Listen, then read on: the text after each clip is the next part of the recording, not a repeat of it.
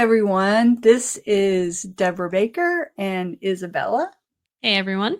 And this is the CISO Guide to Cyber Resilience podcast. So today, we're going to be talking about two different stories that's going on.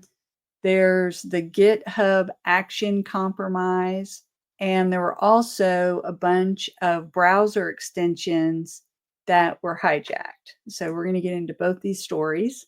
And I'm Debra Baker, and I already introduced Isabella. She's amazing, my amazing co-host.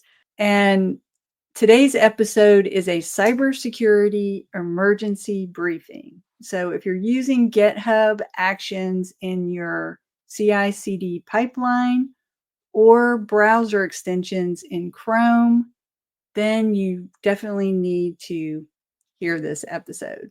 Debra, we are live, just so you know. We're all good. Great. All right, well, I'll let you take the reign. We'll go ahead and get started. Okay. Well, I'm ready. Yeah, go ahead. Why don't you go ahead and do your intro? Okay, I'll go ahead. So I'm Isabella Otero, and I have been Debra's co-host on this amazing podcast. We're excited to be here and be live. This is our second time going live. But yes, today we're going to be covering two major threats: GitHub Action compromise that leaked CI/CD secrets from over 23,000 repositories, and a hijacked browser extension attack that affected more than 3.2 million users, which is crazy. Because I love my extensions on Google Chrome. I can't lie, especially the dark mode. But both of these attacks are supply chain compromises. So showing just how vulnerable the software and tools we rely on every day can be. So the first major security breach we're discussing is the GitHub Action compromise that has potentially leaked CI/CD secrets of over 23,000 repositories. So attackers infiltrated the widely used tj-action/changed-files GitHub Action, modifying its code to expose sensitive credentials like AWS keys, GitHub personal access tokens, and private RSA keys and workflow logs. If those logs were publicly accessible, attackers could have easily harvested these secrets. The breach was made possible because cybercriminals compromised a GitHub personal access token used by @TJActions bot, a bot with privileged access to this repository. Yeah, so the key details of this attack was titled CVE-2025-366. This was part of the critical vulnerability in TJ Actions/changed files. Their attack method: hackers modified the actions code and updated version tags to reference the malicious commit, leaked credentials, AWS keys, like Debra stated, GitHub PATs, NPM tokens, and private RSA keys. Let's see. What else did they do? Oh, that's right. How could I forget? The malicious payload, Python script hidden in GitHub gist that extracted secrets, so sensitive data that they had. And then this discovery date was stamped as of March 14th, 2025. But the exploitation could have started earlier. Yeah, it's like the attackers took it a step further. They modified existing version tags so that all versions of the TJ-actions changed files pointed to the compromised code. This means even repositories using older versions of the action were affected. So how to protect your CI/CD pipeline. And I'm going to hand it over to you, Isabella.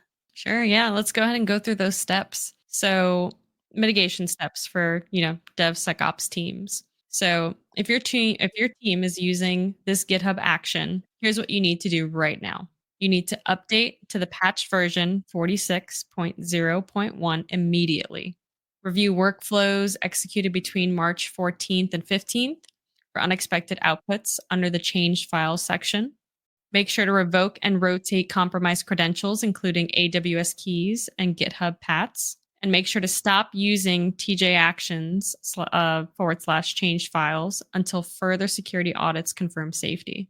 and make sure to implement hash pinning for dependencies and avoid using latest tags in the workflows. And let's not forget, this isn't the first time this GitHub action has been exploited. In January 2024, a critical vulnerability, CVE 2023-49291, which was CVSS 9.8 in the TJ-actions/change files, allowed for arbitrary code execution. Open source software is powerful, but it's also a major attack surface. So now we're going to go on to our next story, which is the hijacked browser extensions, which affected potentially 3.2 million users. Yeah, so that was a major threat. That threat today is a browser extension hijack that has affected 3.2 million users. Attackers compromised legitimate extensions, ones people trusted and had installed for months or even years, and injected them with malicious scripts. So like I said, going back to my statement earlier, like even sometimes when you visit a website, it's like, do you want to add this extension? Some people may blindly, click on it and say, yeah, agree, allow, add it, install it. But it's definitely important to look and see what you have currently enabled. Because if you use Google Chrome like me, you probably have a few that are in there that you didn't even know. Yeah. But going back to this attack, so how the attack worked. So GitHub security uncovered a breach that injected malware into widely used Chrome extensions. Just like I said, I was like, oh, Chrome. The attackers modified legitimate extensions via supply chain compromise and pushed updates with hidden malicious code. So the malware itself, it stole sensitive data, login credentials, browsing activity. It injected ads and altered search results, and it modified HTTP requests to intercept web traffic. Yeah, so the first thing I did when I saw the story is I went and I checked my browser. I'm like, do I have any of these? Because I do use extensions. I try to be careful, of course, but there's a lot of extensions in this case that have been compromised. So you definitely want to look into these, and I'm gonna go ahead and read them. But you can also, Google 3.2 million browser extension, and you'll see it'll come up.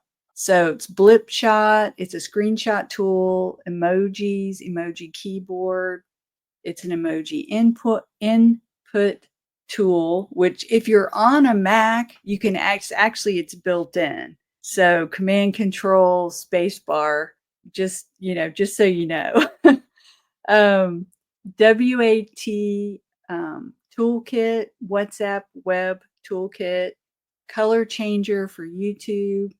It customizes your YouTube themes, video effects for YouTube, and audio enhancer, themes for Chrome and YouTube, picture-in-picture, mic, ad block for Chrome, page refresh, Wistia video downloader, super dark mode, which I know you mentioned that. I know. I don't know which one I have. I got to look. Yeah. Emoji keyboard, emojis for Chrome, ad blocker for Chrome, no ads. And I had used ad blocker in the past. And it says ad block for you, ad block for Chrome, nimble capture, and K proxy. So you definitely want to remove these from your browser. If you have any of these installed, remove them immediately. These extensions bypass Chrome security and actively collected user data while injecting ads and modifying web content. And just so we can tell everyone out there to remove these extensions, because now I'm nervous and I need to look into mine. Because as you were going through that list, I was like, wow, I actually have used a few of those. Yes, I know. Honestly, they were like scary smart in order to think of that, because so many people, like I said, use extensions. Like people may not even know that they have it enabled. Right. So yeah, if you guys want to know how to remove the extensions in Chrome, so you click on the little puzzle piece on the top right corner, locate the suspicious extensions under, it'll say, is it labeled extensions, or is it? Yeah, it's got the little puzzle piece. I see that. And then there's also like the 3 dots. Yeah, I'm looking right now. Okay, so yes, so that's actually the three dots, or there is the puzzle piece on the top right corner. And Yeah. then you can go to your extensions right there. And then go ahead and just click remove and confirm. So I would say, so segment 5 into this, how to protect yourself from future attacks, best practices out there for your browser and CI/CD security. Make sure you keep your software and extensions updated. Only install extensions from trusted sources, never third party sites. Use a strong antivirus to block malicious scripts. I cannot press that enough. Like, even if you have a home computer, please just get a basic version of antivirus, on your devices. Right. Yeah, even if Um, you have a Mac, even if you, yes, I mean, it has built-in protections, but still. right. Yes, even if you have a Mac, as someone who previously worked for Apple, please, get an antivirus on any of your computers. And Yeah. even mobile devices as well. Android devices are more prone. Exactly. Yep. Right. So, Yeah, I just got one I just got one for my, iPhone recently because it's yeah, just yeah. something you don't think of, and especially when you're on iOS, you think there are built-in protections, but you still need an antivirus. Of course, of course. Like, I feel like when you take like Windows, basic like Windows protection, that's not enough for everything that's out there. You gotta put money into it and protect all your personal data. So your phones, your tablets, iPads, all those things, all of that come into play because you guys, everyone browses on their devices. Yeah. Yeah. So yeah. So yes, can I press that enough? Yeah. Going back to the list. So review extension permissions. So, Mhm. does a weather app need access to your logins? It definitely should not. So be on the lookout for that. And then use a password manager to generate and store strong passwords. That is also a good key to have. Or, setting up any kind of MFA or, like Google Mhm. Authenticator. So you're the person getting those alerts that say, "Hey, are you trying to log into your account? If so, what's the number that we're looking for?" Adding that extra step goes a long way. And then, last but not least, invest in personal data removal services to prevent identity theft. So I didn't know that you could freeze your social security number at certain like points. Like if I were to look for a Oh, now job, that's something I didn't realize. I had no idea. I was like, what do you mean you can like hide it? And so I thought that was extremely cool, coming from I was almost a victim of getting my identity stolen from applying to a job. It was a remote position that I had found on LinkedIn for a hospital based out of I forgot where at the time.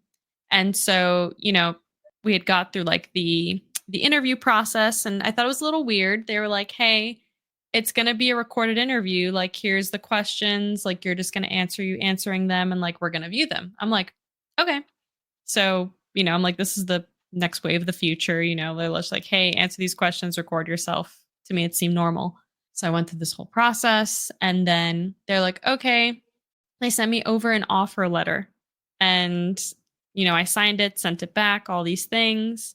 And then it was a little weird. I didn't hear any contact from them for 2 days. Mind you, I haven't put any information out there, no social, like none of my personal information yet. And I was like, "Hey, let me call the hospital and, talk to HR and see like, you know, where that person I was talking to went from HR." So I contacted them, and right away the woman was like, "What was the position? Who was the main point of contact?" I told her, and she was like, "Oh no, like darling, I'm so sorry." She was like, "This is a scam."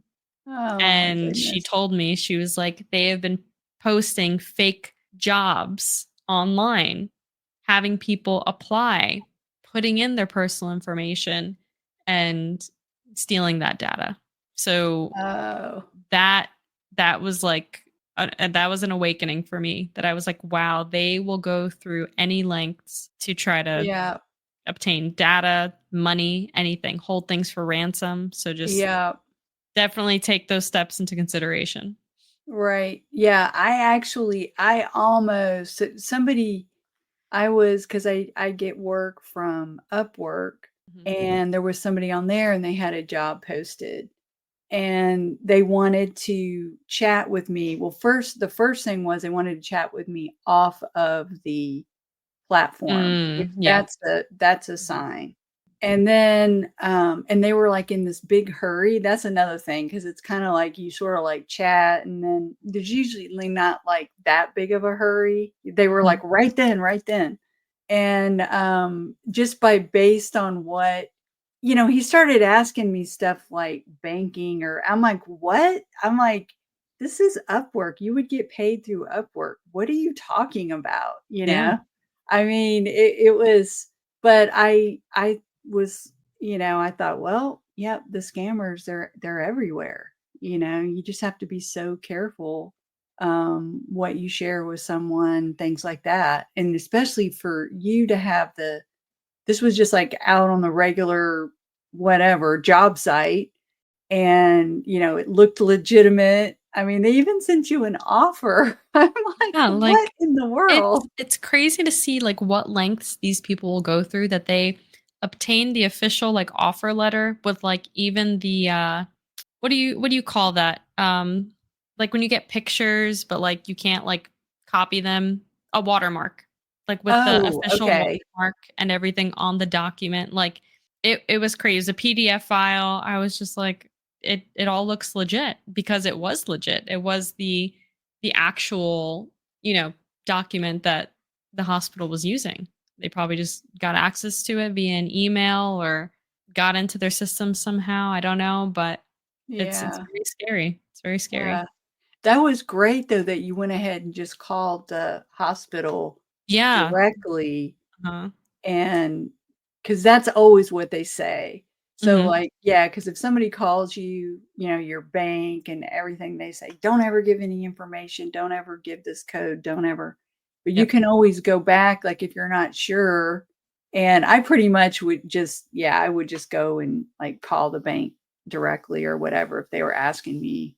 It's like, why are you calling me asking me this? Even if you're like, you might Right. be with this bank. I mean, Yeah. it's just And so it was like a desperate time too looking for a job and like they know that people are actively like out there and will put right. themselves out there so easily.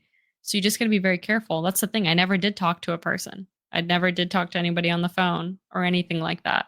And so that's why I took the initiative and I was like, no, I'm calling the hospital. So I was like, Yeah. I want to talk to somebody. This is weird. Yeah, yeah, especially Yeah. if they came back and gave you the job offer, because nowadays Yeah. it's like interview after I mean, it's kind of ridiculous how many interviews you have to go through when you're interviewing with a company now.